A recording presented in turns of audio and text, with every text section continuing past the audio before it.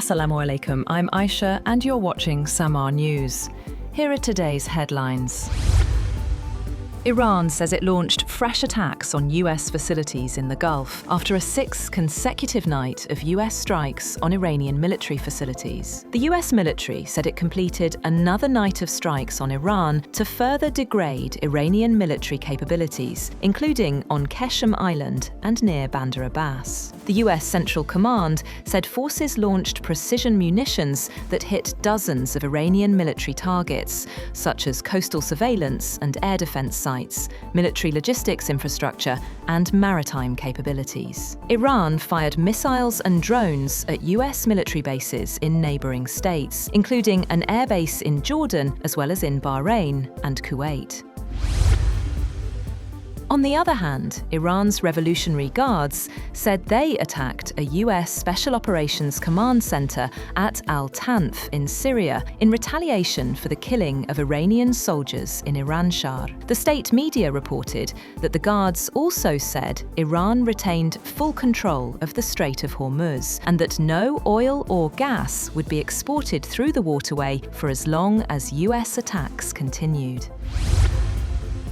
Iran's Foreign Minister Abbas Araghchi has accused Israel of using US influence to push Washington toward conflict with Tehran. In a post on X, Araghchi claimed that Israel was waging a campaign to steer US policy and alleged it was using American taxpayer money to silence critics. His remarks reference a Time magazine report on an alleged Israeli influence operation targeting the MAGA political base.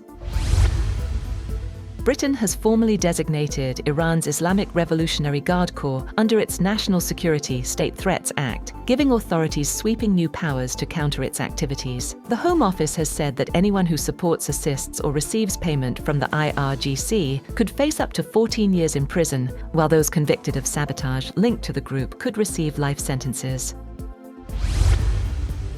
A 7.4 magnitude earthquake has struck off the coast of Mexico's southern state of Chiapas, triggering a tsunami warning and sending tremors across Guatemala and El Salvador. Mexican authorities say no major damage has been reported so far, but people have been urged to stay away from beaches as sea levels could rise.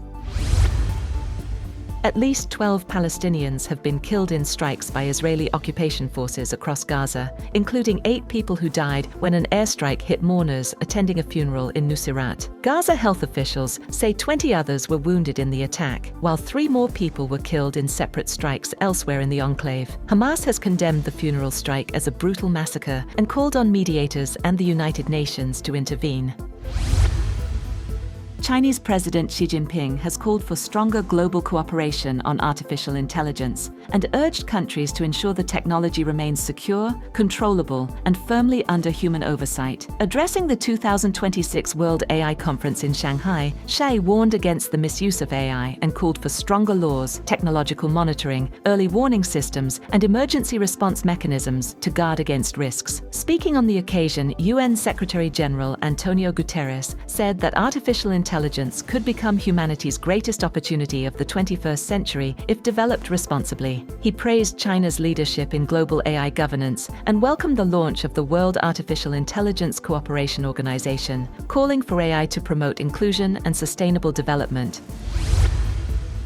Israel has dissolved its parliament, the Knesset, paving the way for general elections on October 27th, after lawmakers completed the full 4-year parliamentary term. Prime Minister Benjamin Netanyahu will remain in office in a caretaker capacity until a new government is formed. The elections come amid growing political pressure on Netanyahu, with recent opinion polls showing increased support for opposition parties. Before dissolving, the Knesset passed several key and controversial bills, including legislation concerning military service for ultra-Orthodox Israelis.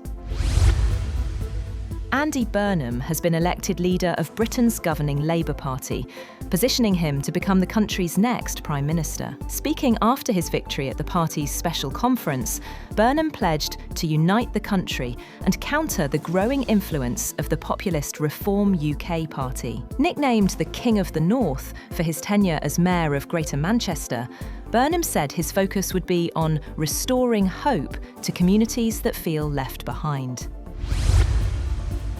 Meanwhile, US President Donald Trump has accused China of interfering in American elections, ordered the FBI to investigate the alleged activities, and declassified intelligence documents he said expose serious weaknesses in the US electoral system. In an address to the nation, Trump claimed the intelligence documents reveal shocking vulnerabilities in America's election infrastructure and expose the extent of China's activities. China's foreign ministry, however, before the address, rejected the allegations, saying, "China has never and will never interfere in the presidential elections of the US."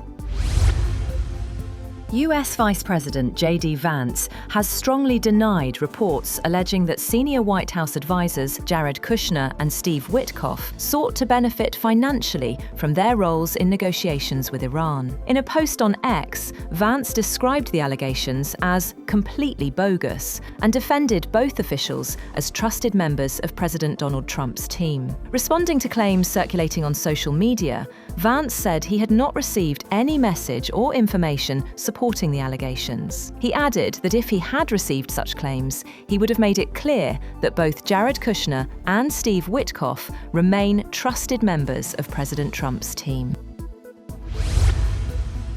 US President Donald Trump will attend the World Cup final between Argentina and Spain at the New York, New Jersey Stadium on Sunday. White House Press Secretary Caroline Leavitt said the president looks forward to attending the match, adding that his attendance will cap what has been the most watched, most secure, and most successful World Cup in American history. Leavitt added that she did not know whether Trump had a favourite in the final, but encouraged reporters to ask him. That's all for now. For more updates, visit www.samaa.tv. Thank you for watching SAMAA News.